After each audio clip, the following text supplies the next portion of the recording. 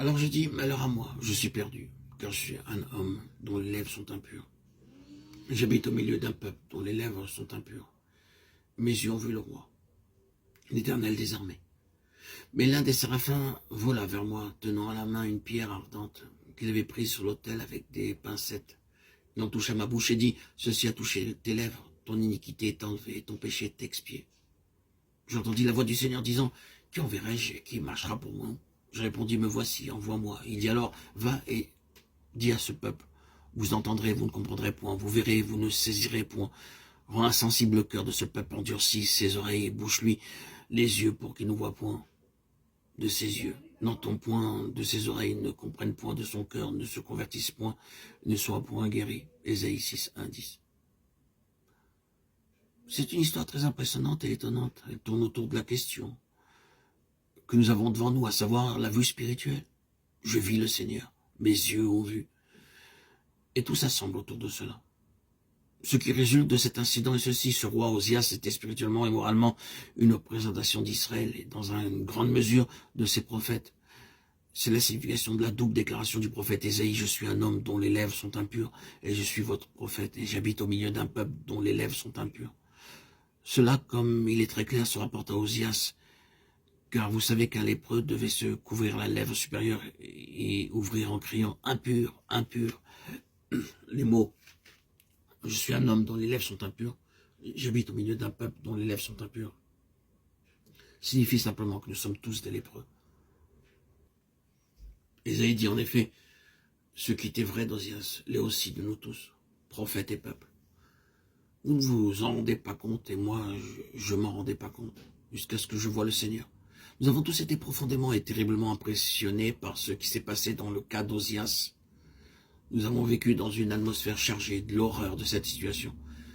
Nous avons parlé à voix très basse à ce propos, disant que c'est abominable, quelle chose mauvaise Osias a fait, qu'il est effrayant que notre roi soit devenu ainsi, et qu'il ait eu une telle fin, que la lèpre est horrible. Nous avons dit des choses dures au sujet d'Osias et avons beaucoup pensé à son cas si affligeant.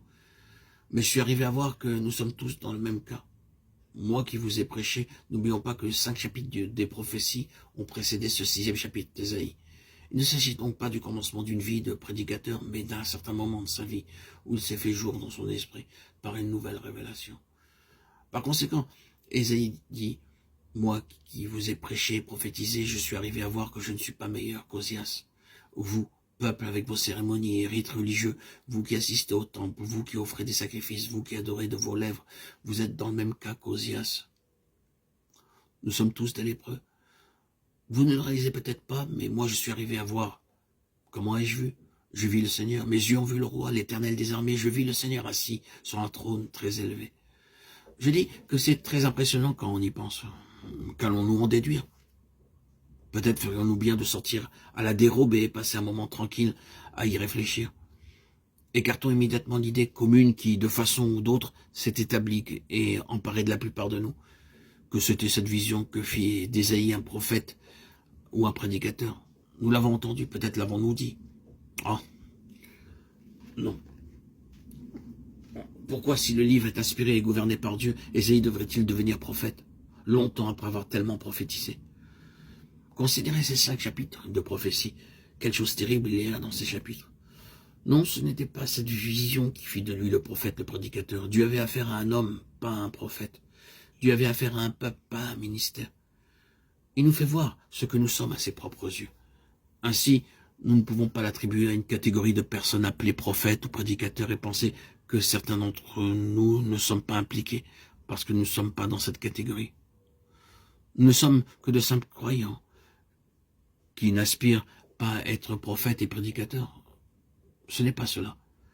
Le Seigneur a attiré ici l'attention du peuple. Il cherche à leur faire bien comprendre comment lui, il les voit en eux-mêmes, ce qu'ils sont après tout à ses yeux, même s'ils ont beaucoup prêché. Tôt ou tard, cette réalité doit se frayer un passage en nous pour sauvegarder toute chose et atteindre son but.